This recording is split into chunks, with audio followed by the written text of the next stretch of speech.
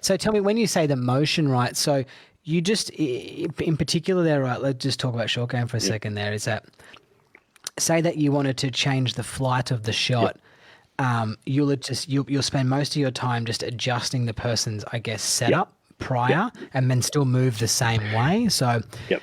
to try and Yep, do that. absolutely. So think of it that And, basically, to yeah. again simplify it a little bit, but there's three main things that you're trying to control, right? Is quality of contact, loft of club, Yeah. speed of swing. Okay, Yes. so how do Yeah. we regulate those things? So for me, I've got a way that I teach that So again, if let's take contact out of it and say that okay, we're producing consistent contact. Really, it's just loft and speed.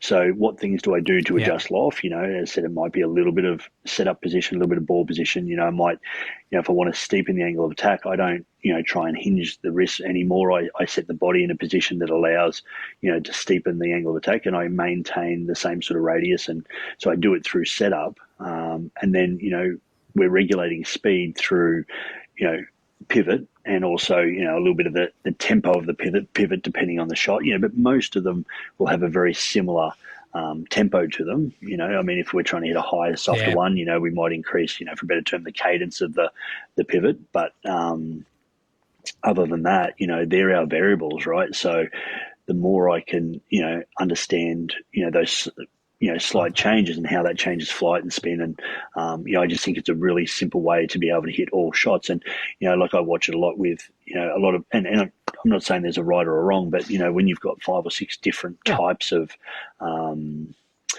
you know, short game shots you're trying to play, and trying to get it good at all those is really, really difficult. Whereas, even, Hmm. like for me, and again, not saying it's not right, because more people do this than don't do it, but, I see a lot of people, whether it be hitting a flop shot or, a bunker shot, getting really wide stances, right?